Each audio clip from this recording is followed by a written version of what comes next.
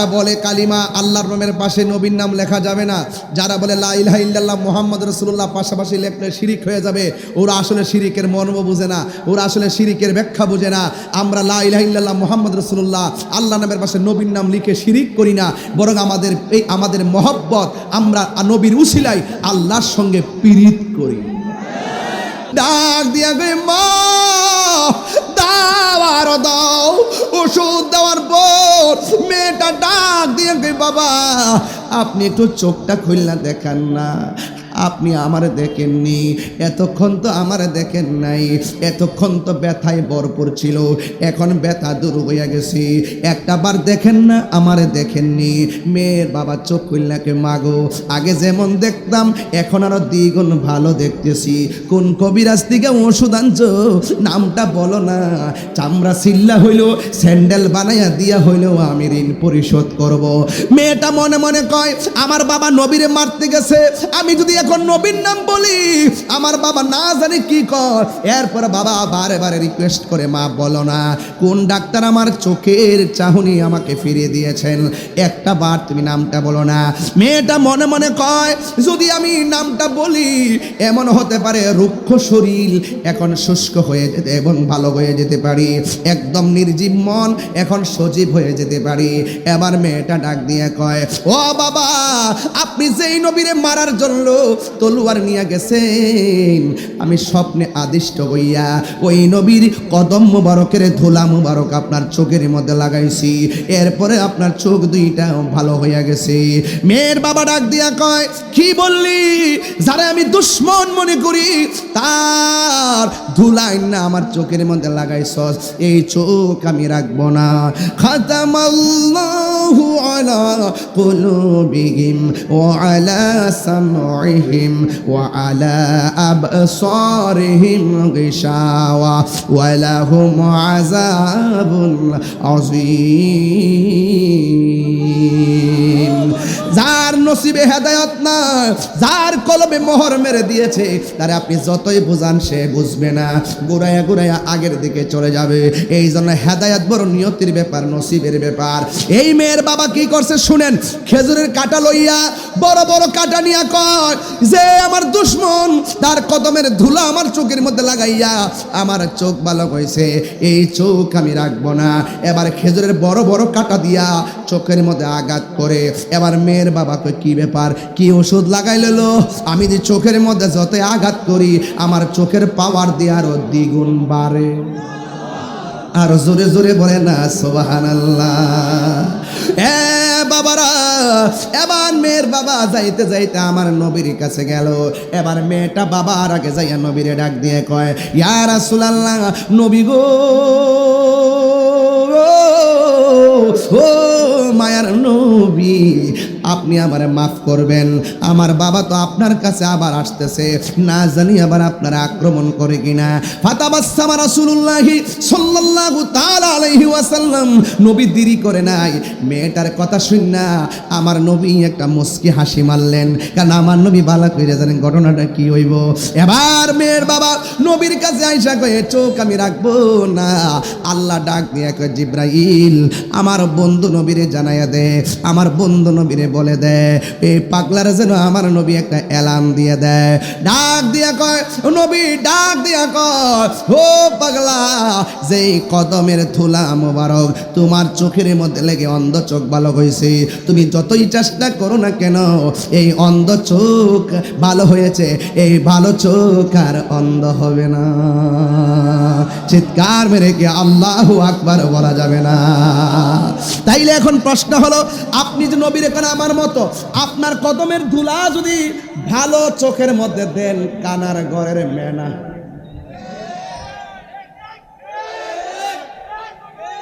আপনার ভাইয়ের ধুলা যদি ভালো চোখের মধ্যে দেন ভালো চোখ কানা, কথা কোন ঠিক কিনা? আর আমার নবীর কদম মুবারকের ধুলা মুবারক অন্ধ চোখের মধ্যে দেওয়ার পর অন্ধ চোখ ভালো হয়ে যায়, সেই চোখ আর কখনো অন্ধ হবে না, আমার আল্লাহ সিদ্ধান্ত। একটু হাত তুলে কোন আল্লাহু আকবার। সবাই কি খুশি না বেজার? আমার মুর্শিদ নিল আমার মনে কারিয়া, কেমন করে নিল এমন প্রেমী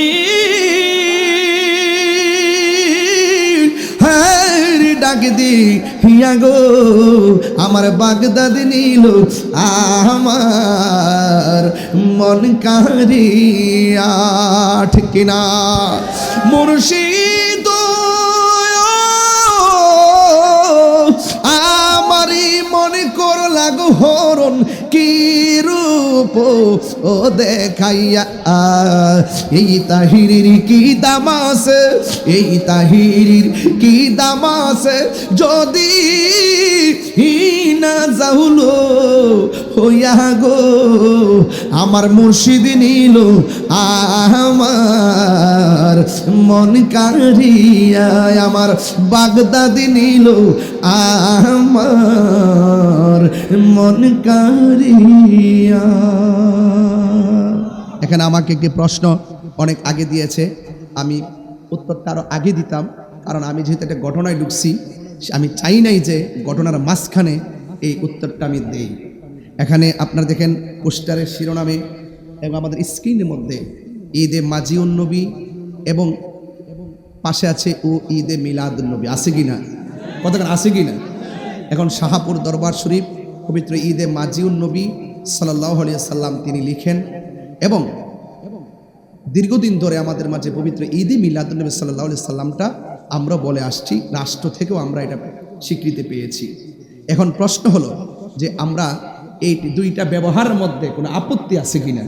এই আপত্তিটা আমাদের অনেকে কিন্তু আমাদের নিজেদের মধ্যেই অনেক ধরনের বলা বলি হয়, অনেক সময় অনেক কিছু বলার চেষ্টা করেন। আমিও তো আপনাদেরই একজন, আপনাদের একজন।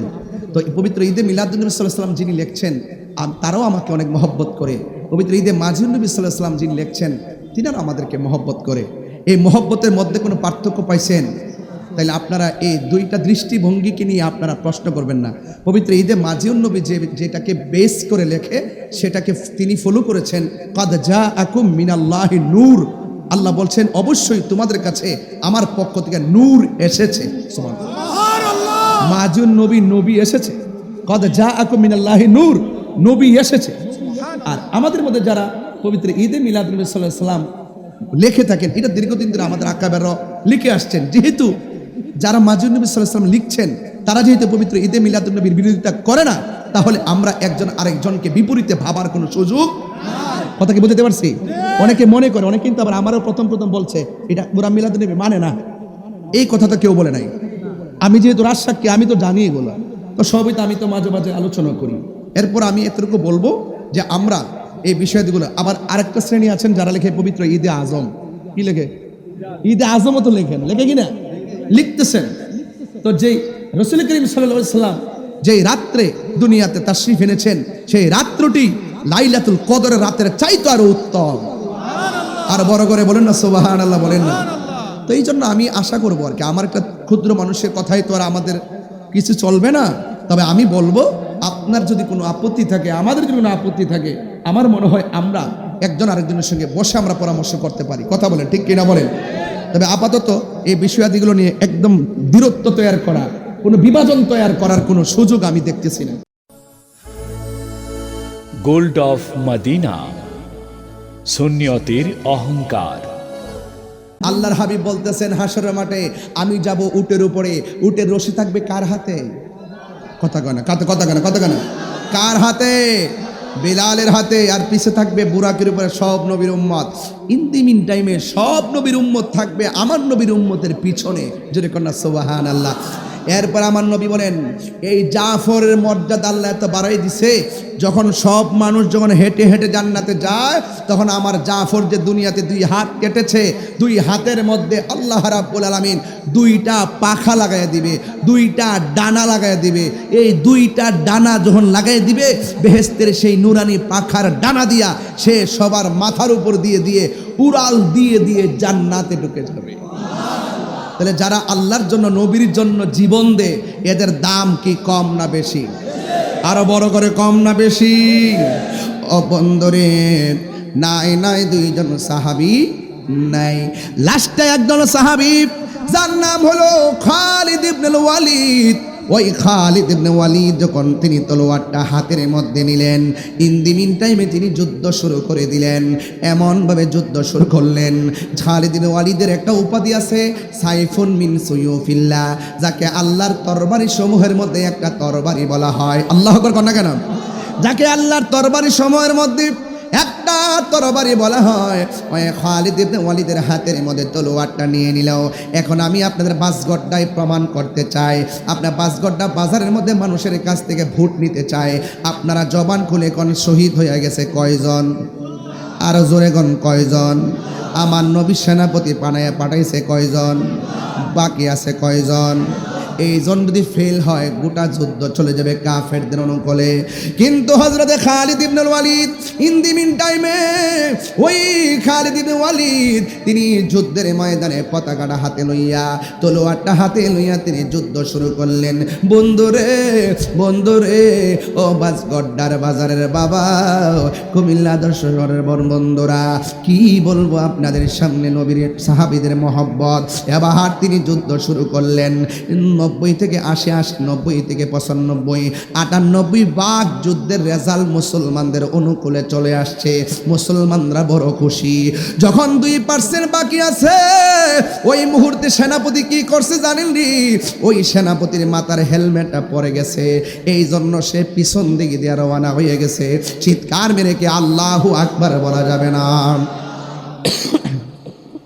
পিছন দিক দিয়ে চলে আসলো।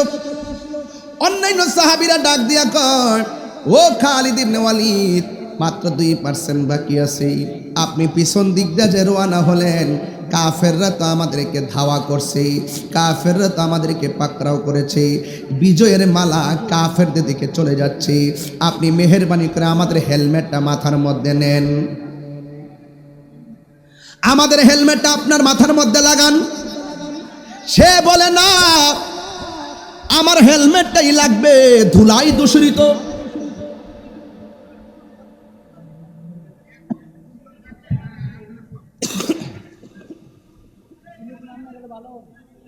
ধুলাই দূষিত, ঘোড়ার পায়ের ধুলাই দূষিত হওয়ার কারণে হেলমেটটা খুঁজে পাওয়া যাচ্ছে না। মাঠটা পুরা অন্ধকারের মতো হয়ে গেছি। বন্ধুরা রে আমার, এবার খালিদ ইবনে ওয়ালিদ পিছনে হটতে শুরু করলেন। এবার কাফেররা মুসলমানদেরকে উল্টা ধাও দেওয়া শুরু করলো। ওই মুহূর্তে খালিদ ইবনে ওয়ালিদ হঠাৎ করে তুনার যেই হেলমেটটা তিনি হেলমেটটা পেয়েছেন, পেয়ে তিনি মাথার মধ্যে লাগাইয়া তিনি যুদ্ধ শুরু করে দিলেন। তার সামনে কেউ আসতে পারে না রে বাবা। এই মুহূর্তে যুদ্ধ করতে করতে করতে করতে আমার আল্লাহ রাব্বুল আলামিন খালিদ ইবনে ওয়ালিদের নেতৃত্বে ওই যুদ্ধের বিজয়ের পতাকা দান করে দিয়েছেন। চিৎকার মেরে কি সুবহানাল্লাহ বলা যাবে না? এবার যুদ্ধ যখন জয় হয়ে গেল, মানুষ বলা বলে শুরু করলো, ও খালিদ ইবনে ওয়ালিদ, আপনি যে যুদ্ধের ময়দানে এত বীরত্বের সাথে যুদ্ধ করে আমাদেরকে সাহস দিয়েছিলেন, বিদায় বেলা তো আপনি আমাদের কলিজার পানি শুকাইয়া ফেলাইছেন। আপনার কারণে তো আমরা বড় চিন্তায় পড়ে গিয়েছিলাম। আপনার হেলমেটটা পড়ে গেছে, এই জন্য আপনি যে পিছন দিক দিয়ে হটেছেন, কিন্তু এই সুযোগে তো আমরা বিজয়টা হারায় ফেলতাম, জয়ের মুকুট তো কাফেররা নিয়ে যেত। এবার খালিদ ইবনে ওয়ালিদ বলেন, আমি 1 ইঞ্চি সামনে যাব, আমার গায়ের মধ্যে কোনো জোর ছিল না।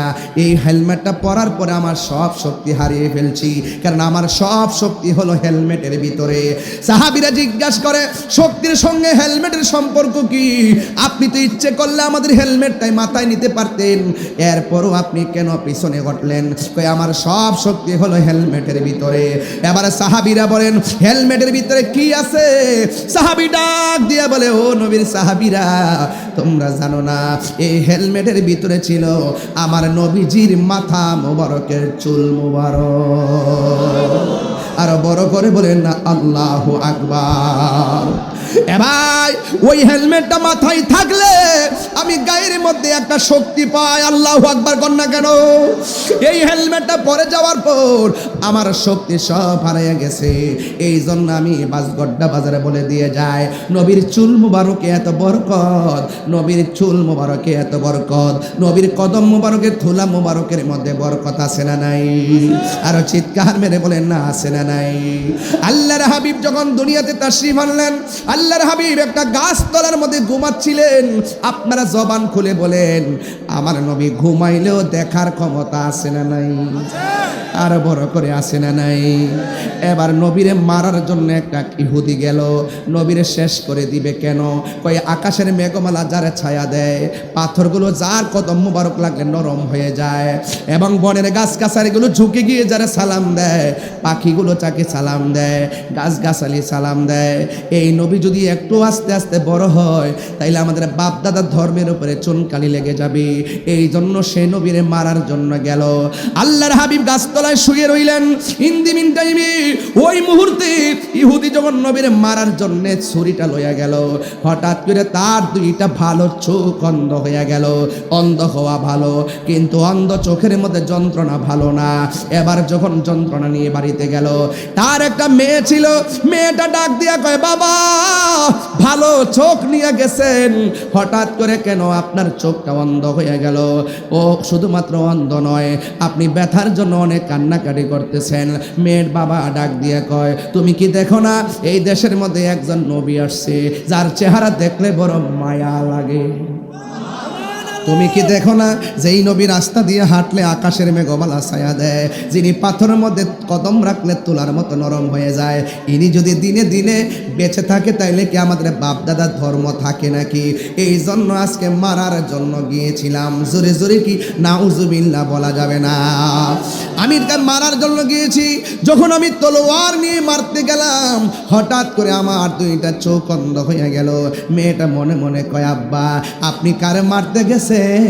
আপনি যারা মারতে গেছেন, এই নবীর আমি যেই দিন দেখছি, ওই নবীর প্রেমে পইরা আমি কালিমা পইরা মুসলমান হয়ে গেছি।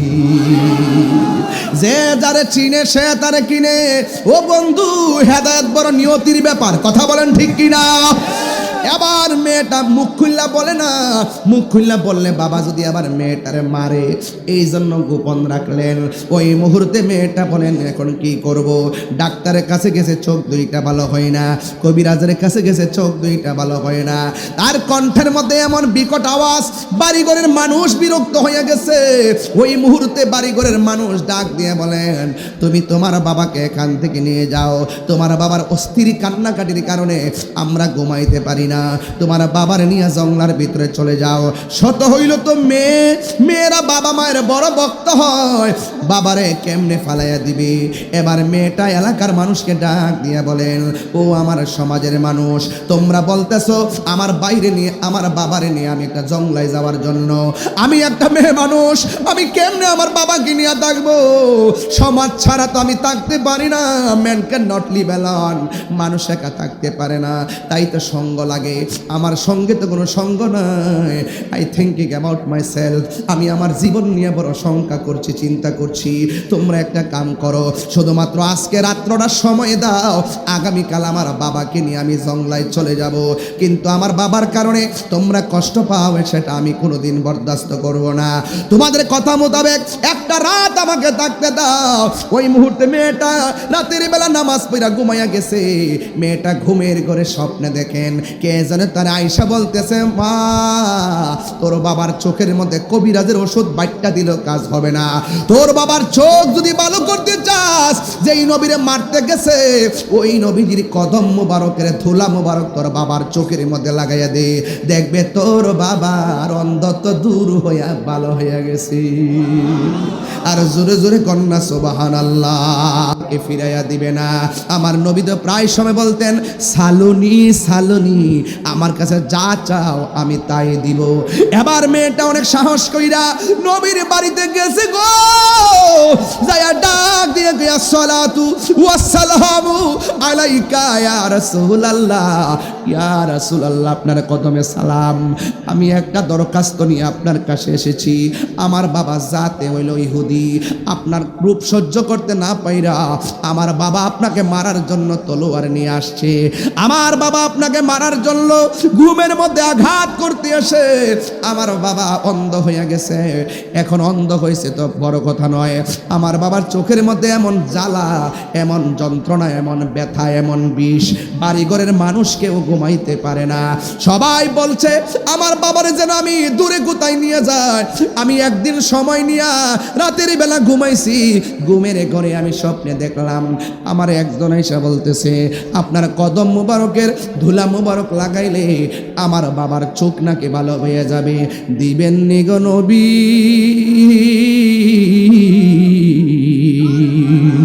দিবেননি একটু ধুলা মুবারক আমারে দিবেননি?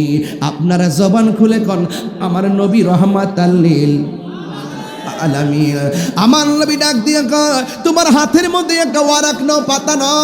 পাতা নিয়ে আমার নবীজির কদম মুবারকের ধুলা মুবারকটা নিয়া, আমার নবীজির ধুলা মুবারকটা পাতার মধ্যে লইয়া ইন দি মিন টাইমে পাতার মধ্যে নিয়ে এবার ধুলা মোবারকটা লইয়া বাড়ির মধ্যে যখন গিয়েছে, বন্ধুরা রে আমার, শেষ বেলা আমি কি বুঝাইতাম, আমার নবীর ধুলা মোবারক বাড়িতে নিল। মেয়ের বাবা ডাক দিয়া কয়, মা কোথায় গেলা? আমার জন্য কোনো ওষুধ আনছনি? মেয়েটা ডাক দিয়া কয়, বাবা এমন ওষুধ আনছি, এই ওষুধ আজকে আপনার চোখে মারবো। যদি এখন চোখ ভালো না হয়, আগামীকাল থেকে কোনো দিন আর কোনো ওষুধ আর আনবো না। কয়, মা তাড়াতাড়ি দাও। এবার বাবারে শোয়াইয়া চোখটারে খুললা ওই ধুলা মুবারক ওই তার বাবার চোখের মধ্যে দিয়া দিছে। দেওয়ার পরে মেয়ের বাবা ডাক দিয়ে কে, মা গো এতদিন তুমি ওষুধ লাগাইছো, আমার ওষুধ দিলেই আমার চোখের মধ্যে যন্ত্রণা শুরু হয়ে যাইতো, কোন ওষুধ লাগাইছো? আমার চোখের মধ্যে দেওয়ার পর আমার চোখটারে ঠান্ডা ঠান্ডা লাগে, ঠান্ডা ঠান্ডা লাগে, ঠান্ডা। ডাক দিয়া গে, মা দাও আর দাও।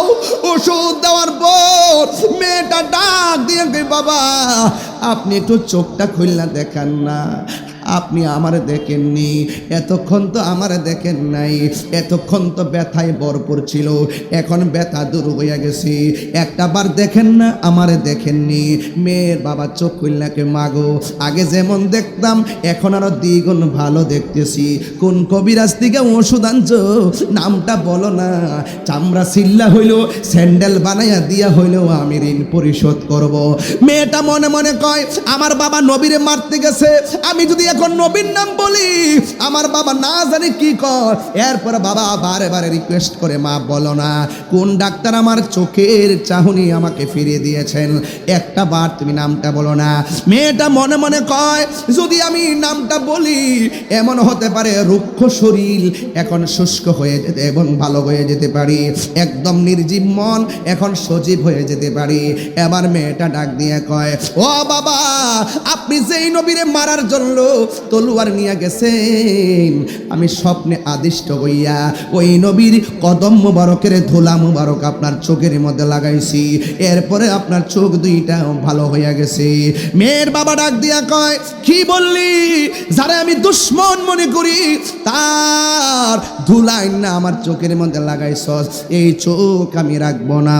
খাতামাল্লাহু আলা কুলুবিহিম ওয়া আলা সামঈহিম ওয়া আলা আবসারিহিম গিশাওয়া ওয়া লাহুম আযাবুন আযীম। যার নসিবে হেদায়েত না, যার কলবে মোহর মেরে দিয়েছে, তারে আপনি যতই বুঝান সে বুঝবে না, ঘুরাইয়া ঘুরাইয়া আগের দিকে চলে যাবে। এই জন্য হেদায়েত বড় নিয়তির ব্যাপার, নসিবের ব্যাপার। এই মেয়ের বাবা কি করছে শুনেন, খেজুরের কাঁটা লইয়া বড় বড় কাঁটা নিয়া কয় যে আমার দুশ্মন তার কদমের ধুলা আমার চোখের মধ্যে লাগাইয়া আমার চোখ ভালো হয়েছে, এই চোখ আমি রাখবো না। এবার খেজুরের বড় বড় কাঁটা দিয়া চোখের মধ্যে আঘাত করে, এবার মেয়ের বাবা কই কি ব্যাপার, কি ওষুধ লাগাইল? আমি যে চোখের মধ্যে যতই আঘাত করি আমার চোখের পাওয়ার দিয়ে আরো দ্বিগুণ বাড়ে। আর জোরে জোরে বলে না সুবহানাল্লাহ। এ বাবারা, এবার মেয়ের বাবা যাইতে যাইতে আমার নবীর কাছে গেল। এবার মেয়েটা বাবার আগে যাইয়া নবীরে ডাক দিয়ে কয়, ইয়া রাসূলুল্লাহ, নবী গো, ও মায়ার নবী, আপনি আমারে মাফ করবেন, আমার বাবা তো আপনার কাছে আবার আসতেছে, না জানি আবার আপনারা আক্রমণ করে কিনা। ফাতাবাসসামা রাসূলুল্লাহি সাল্লাল্লাহু তাআলা আলাইহি ওয়াসাল্লাম, নবী দেরি করে নাই, মেয়েটার কথা শুন না আমার নবী একটা মুস্কি হাসি মারলেন, কারণ আমার নবী বালা কইরা জানেন ঘটনাটা কি হইব।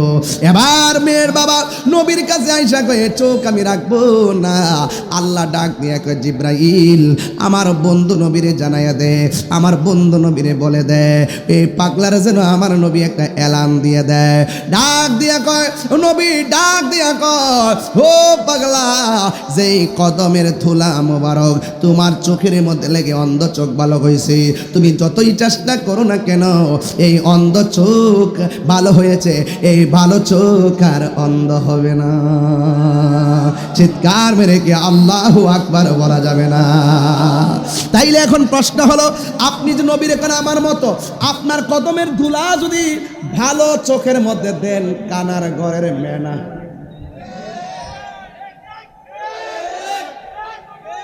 আপনার ভাইয়ের ধুলা যদি ভালো চোখের মধ্যে দেন, ভালো চোখ কানা, কথা কোন ঠিক কিনা? আর আমার নবীর কদম মুবারকের ধুলা মুবারক অন্ধ চোখের মধ্যে দেওয়ার পর অন্ধ চোখ ভালো হয়ে যায়, সেই চোখ আর কখনো অন্ধ হবে না, আমার আল্লাহর সিদ্ধান্ত।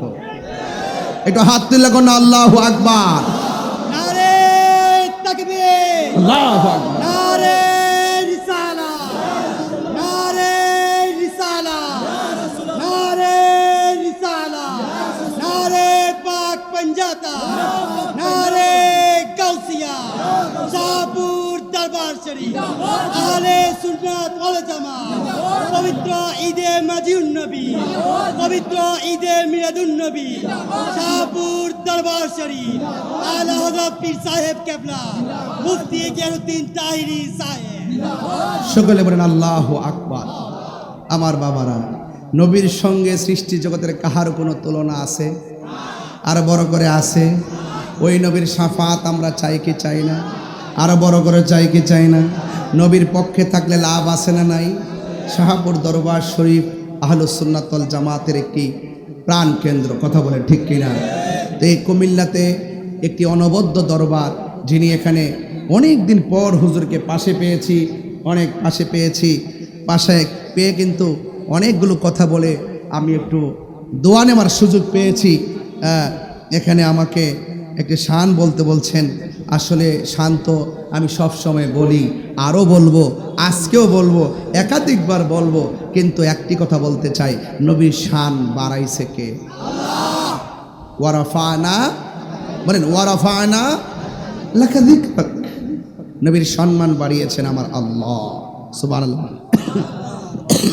শুধু তাই নয়, ওয়ালা সাউফা ইউতিকা রব্বুকা ফাতারদা, আল্লাহ বলেন ও বন্ধু অচিরেই আমি আপনাকে দিতে দিতে দিতে দিতে এমন দেওয়া দিমু আপনি সন্তুষ্ট হয়ে যাবেন। এটা মানে হলো হাসরের মাঠে সব উম্মত নিয়ে নবী বেহেশতের মধ্যে যাবে। আমরা গুনাহগার, নামাজ পড়ছি কবুল হয়েছে কিনা জানি না, রোজা রাখছি কবুল হয়েছে কিনা জানি না, হজ করছি কবুল হয়েছে কিনা জানি না, তবে একটা জিনিস জানি, আমরা নবীজিকে জানের চাইতে বেশি ভালোবাসি। রাইট রাইট বলেন আল্লাহ, হয় নাই আল্লাহ আল্লাহ আল্লাহ, ওই যে এটা এমনি হাই যাইতেছে, মুখ আল্লাহ নাই, বলো আল্লাহ। যেই জবান দিয়ে এখন আল্লাহরে ডাক দিছি, এখন বলেন ইয়া রাসূলুল্লাহ, ইয়া রাসূলুল্লাহ। যে মুখ দিয়ে আল্লাহ এবং নবীরে ডাক দিছি, স্লোগান দিছি, আজকে থেকে ওয়াদা করলাম এই মুখ দিয়া কোনোদিন নেশা ঢোকাবো না। ওই দিন কিন্তু ওই যে ওই দিন কিন্তু বিবির বাজারে বলছিলাম ক্যাডা ক্যাডা নেশা করেন হাত তোলেন। পরে একটা ছেলে কিন্তু হাত তুলছে, হুজুর আমি নেশা করতাম, আজকে থেকে ওয়াদা করলাম আমি আর নেশা করতাম না। কইছিল, বলছিল। আমি মনে করি এই ছেলেটা সাহসী এবং গর্বিত সন্তান। কথা বলেন ঠিক কিনা? যে দুষ্করে স্বীকার করে এটা অন্যায় না, এটাই হলো ভালো লক্ষণ। কথা বলেন ঠিক কিনা? আল্লাহ বলছেন, আমার রাসূল বলছেন, যেই ব্যক্তি গুনাহ করে তওবা করে সেই লোকটাকে আমার আল্লাহ বড় ভালোবাসে। কথা বলেন ঠিক কিনা? আজকে থেকে বলেন, আমার কি বাবা খাইব?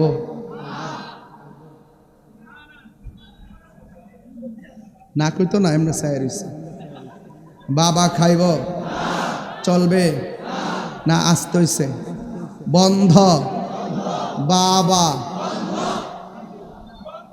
বাবা, আরে বন্ধ কর বাবা, এমনি না, বন্ধ বাবা। আর উজরে বাবা, ইয়াবা, ফেঞ্চি, গাঞ্জা, সুদ, ঘুষ, চুরি, ডাকাতি, মিথ্যা, গীবত, নামাজ। তো হুঁশ রাখতেন না আপনারা? হুঁশ রাখতেন না? এইভাবে তো হুট করে ঠাড়া পড়বো। এই ঠাড়ার ভিতরে লা হাওলা ওয়ালা কুওয়াতা পড়তে হইব। কথা কন ঠিক না? তো এই জন্য শয়তান দূরে থাকতো। কথা কন ঠিক কিনা বলেন? এখন বলবেন চলবে, বলে কি কি কি চলবে? নামাজ জামাইরা আপনারা কোন না চলবে, নামাজ, রোজা, হজ, যাকাত, ইবাদত, মহব্বত, সোহবত, খেদমত, ভালো কথা, ন্যায্য কথা, উচিত কথা, গাঞ্জা চলবে ইনশাআল্লাহ। বলেন ইনশাআল্লাহ। আমরা যা ওয়াদা করছি রক্ষা করতে পারবো? এই জবানে কোনদিন হারাম ঢুকবো, নেশা ঢুকবে? যদি আমার ওয়াজ 30 সেকেন্ডের জন্য আজকে ভালো লেগে থাকে, বিদায় বেলায় বলবো, আমার ওয়াজ যদি 30 সেকেন্ডের জন্য ভালো লেগে থাকে, আপনারা কোনোদিন আপনার মা বাপরে কষ্ট দিতে পারবেন না। মা বাপরে কষ্ট দিয়া শাহপুর দরবারে গরু লয়ে যাইবেন, পিসা বুজুর বলবে তোমার মতন মুরিদ আমরার দরকার নাই। রাইট? মা বাপরে যে কষ্ট দেয় সে কোনোদিন সুখ পাবে? মা দোয়া করলে সন্তান ওলি হয়ে যায়। কথা বলেন ঠিক কিনা? মা সন্তান করলে সন্তান কি হয়ে যায়? ওলি হয়ে যায়। মার বদদুয়া দিলে হিরু জিরু হয়ে যায়। কথা বলেন ঠিক কিনা? এ কি হয়ে যায়?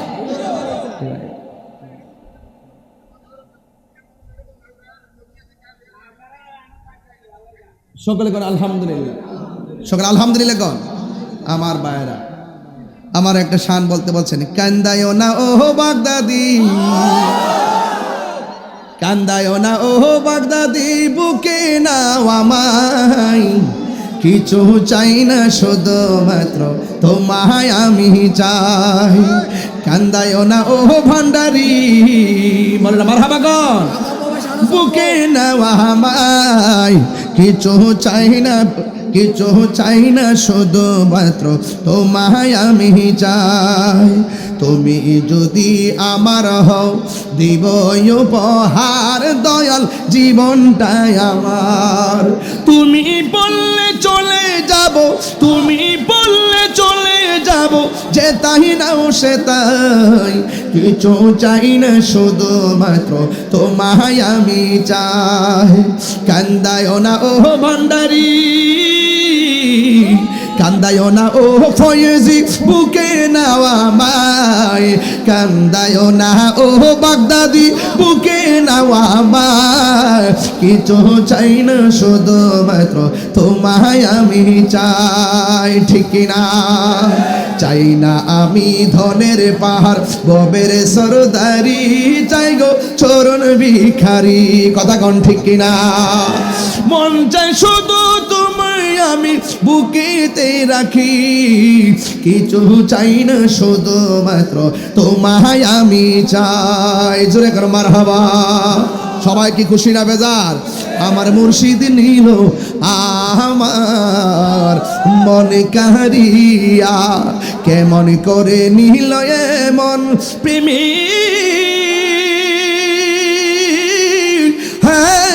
ডাক দি হিয়া গো, আমার বাগদাদ নিল আমার মন কারিয়া। ঠিক কিনা? মুর্শিদ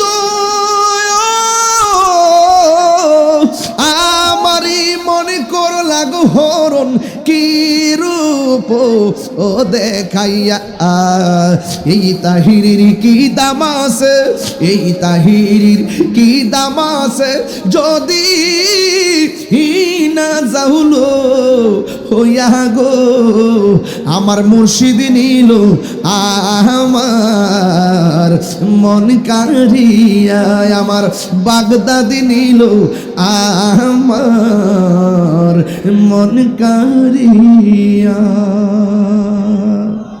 সবাইকে খুশি না বেজার? আরো বড় করে খুশি না বেজার? সকলে বলে আলহামদুলিল্লাহ গণ। আমরা খুশি না বেজার?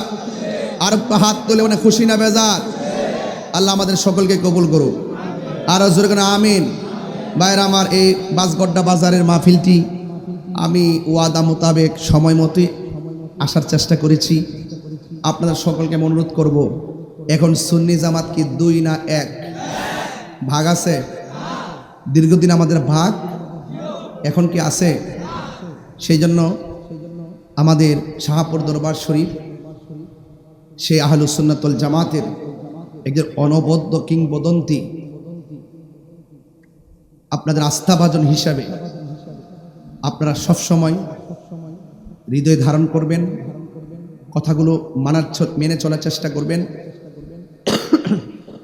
এবং যেই কোনো সময় আহলুস সুন্নাত ওয়াল জামাতের কল্যাণে যখন আপনাদেরকে ডাক দেওয়া হবে, আপনারা যৌক্তিক দাবি আদায় লড়াইয়ে মাঠে থাকবেন। আর বড় করে ইনশাআল্লাহ। এখানে আমাকে একটি প্রশ্ন অনেক আগে দিয়েছে, আমি উত্তরটা আরও আগে দিতাম, কারণ আমি যেহেতু একটা ঘটনায় ঢুকছি, আমি চাই নাই যে ঘটনার মাঝখানে এই উত্তরটা আমি দেই।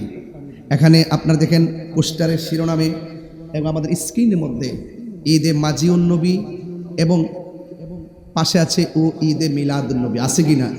কতক্ষণ আছে কি না? এখন শাহপুর দরবার শরীফ পবিত্র ঈদে মাজিউন নবী সাল্লাল্লাহু আলাইহি সাল্লাম তিনি লিখেন, এবং দীর্ঘদিন ধরে আমাদের মাঝে পবিত্র ঈদে মিলাদুন নবী সাল্লাল্লাহু আলাইহি সাল্লামটা আমরা বলে আসছি, রাষ্ট্র থেকেও আমরা এটা স্বীকৃতি পেয়েছি। এখন প্রশ্ন হলো যে আমরা এই দুইটা ব্যবহারের মধ্যে কোনো আপত্তি আছে কিনা? এই আপত্তিটা আমাদের অনেককে কিন্তু আমাদের নিজেদের মধ্যেই অনেক ধরনের বলা বলি হয়, অনেক সময় অনেক কিছু বলার চেষ্টা করেন। আমিও তো আপনাদেরই একজন, তো পবিত্র ঈদে মিলাদুন নবী সাল্লাল্লাহু আলাইহি সাল্লাম যিনি লিখছেন তারাও আমাকে অনেক মহব্বত করে, পবিত্র ঈদে মাজিউন নবী সাল্লাল্লাহু আলাইহি সাল্লাম যিনি লিখছেন তিনারা আমাদেরকে মহব্বত করে। এই মহব্বতের মধ্যে কোনো পার্থক্য পাইছেন? তাইলে আপনারা এই দুইটা দৃষ্টিভঙ্গিকে নিয়ে আপনারা প্রশ্ন করবেন না। পবিত্র ঈদে মাজিউন নবী যেটাকে বেস করে লেখে সেটাকে তিনি ফলো করেছেন, কাদ জাআকুম মিনাল্লাহি নূর। আল্লাহ বলছেন অবশ্যই তোমাদের কাছে আমার পক্ষ থেকে নূর এসেছে। সুবহানাল্লাহ। মাজিউন নবী এসেছে, কাদ জাআকুম মিনাল্লাহি নূর, নবী এসেছে। আর আমাদের মধ্যে যারা পবিত্র ঈদে মিলাদুন নবী সাল্লাল্লাহু আলাইহি সাল্লাম লিখে থাকেন, এটা দীর্ঘদিন ধরে আমাদের আকাবেররা লিখে আসছেন। যেহেতু যারা মাজিউন নবী সাল্লাল্লাহু আলাইহি সাল্লাম লিখছেন তারা যেহেতু পবিত্র ঈদে মিলাদুন নবীর বিরোধিতা করে না, তাহলে আমরা একজন আরেকজনকে বিপরীতে ভাবার কোনো সুযোগ নাই। কথা কি বুঝতে পারছি? অনেকে মনে করে, অনেকে কিন্তু আবার আমারও প্রথম বলছে এটা পুরা মিলাদুন নবী মানে না, এই কথাটা কেউ বলে নাই। আমি যেহেতু রাজসাক্ষী, আমি তো জানি এগুলো, তো সবই তো আমি তো মাঝে মাঝে আলোচনা করি। এরপর আমি এতটুকু বলবো যে আমরা এই বিষয়গুলো, আবার আরেকটা শ্রেণী আছেন যারা লেখে পবিত্র ঈদে আজম। কি লেখে? ঈদে আজমও তো লেখে কিনা? লিখতেছেন। তো যেই রাসূল করিম সাল্লাল্লাহু আলাইহি সাল্লাম যেই রাত্রে দুনিয়াতে তাশরীফ এনেছেন, সেই রাত্রটি লাইলাতুল কদরের রাতের চাইতে আরো উত্তম। আর বড় করে বলেন না সুবহানাল্লাহ, বলেন না। তো এই জন্য আমি আশা করবো আর কি, আমার একটা ক্ষুদ্র মানুষের কথাই তো আর আমাদের কিছু চলবে না, তবে আমি বলবো আপনার যদি কোনো আপত্তি থাকে, আমাদের যদি কোনো আপত্তি থাকে, আমার মনে হয় আমরা একজন আরেকজনের সঙ্গে বসে আমরা পরামর্শ করতে পারি। কথা বলেন, ঠিক কিনা বলেন? তবে আপাতত এই বিষয়াদিগুলো নিয়ে একদম দূরত্ব তৈরি করা, কোনো বিভাজন তৈরি করার কোনো সুযোগ আমি দেখতেছি না। কি এটা? আপনারা একটু পিছনে আজকে বেশি কথা বলছেন, যেই বলছে বেশি কথা বলছেন, আমি দেখছি। এ আসতে আপনারা তো আমার হাসিয়ত তো ভালো করে জানেন, আমি কিন্তু খুব মিশুক মানুষ এবং আমার আধিপত্য সম্পর্ক আপনারা জানেন। আমি কখনো বিয়াদবকে প্রশ্রয় দিই না, এটা কিন্তু ক্লিয়ার কথা নাকি? এখানে একজন আওলাদ রাসূল বসে আছেন, আমি কি বুঝতে পারতেছি? শিরার মতো থাকবেন, শিরার মতো। এই যে আবু ভাই, আমি তো আমাকে যদি বলেন যে তিনি এতক্ষণ বসে আছে, আমি মনে করছি বক্তব্য দিয়ে চলে যাবেন। কেন? কারণ ওনাদের অনেক ব্যস্ততা আছে। এই ব্যস্ততার ভিতরও যেখানে পীরসাবুদের বসে আছেন, উলামায়ে কেরাম বসে আছেন, বাসগড্ডা বাজার, এই মাহফিলের এই এলাকার মানুষগুলো যে ভালোবাসেন, এটা কি আপনারা যথেষ্ট মনে করতে পারেন না? তিনি যে এত রাতের পর্যন্ত বসে আছেন, ওনারা তো অনেক ব্যস্ত থাকে। এই ব্যস্ততার ভিতরে আসছে, এটা আমি তো খুশি করার জন্য বলছি না, আসলে ব্যস্ত থাকে। দেশের একটা ক্রাইসিস মুভমেন্টে ওনারা অনেক ব্যস্ত থাকে। এই ব্যস্ততার ভিতরে এই প্রোগ্রামটা শুরু থেকে শেষ পর্যন্ত আপনারা যেভাবে দাঁড়িয়ে আছেন, যারা বসে আছেন, সব জায়গায় মানুষ কষ্ট করে বসে আছেন। তাইলে এই ফাঁক দিয়া কি আমরা কোনো আদবহীন কাজ করতে পারবো? আমি বাইরে ধন্যবাদ দেই, আর শুরুতে বাইরে প্রস্তাব করছি আমাদের আহলুস সুন্নাত ওয়াল জামাতের প্রোগ্রামগুলো আপনি এবার থাক্কা করে দিবেন সুন্দর করে। হ্যাঁ, ঠিক আছে না ভাই? একদম সুন্দর করে দিন প্রশাসনিকভাবে যারা আছেন, যেন কখনো যেন আমাদেরকে কোনো বিপরীতমুখী মনে করা না হয়। আমরা দিনকে দিন বলি, রাতকে রাত বলি, কিন্তু মূলত আমরা উশৃঙ্খল না, আমরা বিশৃঙ্খলবাজি করি না। কথা বলেন, ঠিক কিনা? আমরা একটা আদর্শ নিয়ে আছি। এবং আগামী 30শে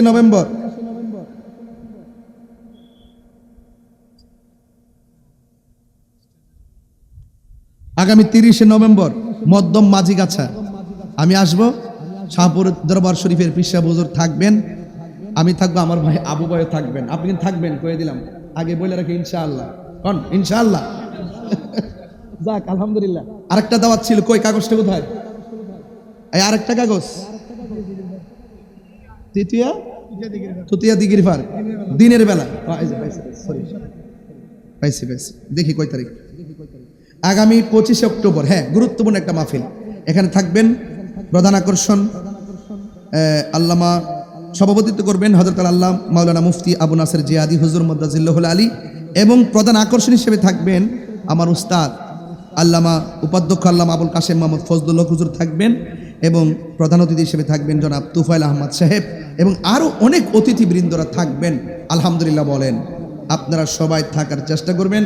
আমি অনেক তাড়াহুড়া করে অনেক কথা বলেছি, আমার কথাগুলোর ভিতরে বেশিভাবে কথা বলতে গিয়ে ল্যাঙ্গুয়েজ এদিক সেদিক হতে পারে, স্লিপ অফ টাং হতে পারে, এবং আমার উচ্চাঙ্গের কারণে অনেকের কষ্ট হতে পারে। আল্লাহ যেন এই কষ্টগুলো, এই দুঃখগুলো, এই বিরক্তি মার্জনা করে দেন, এবং আপনার কষ্ট পেতে আমাকে ক্ষমা করে দিবেন।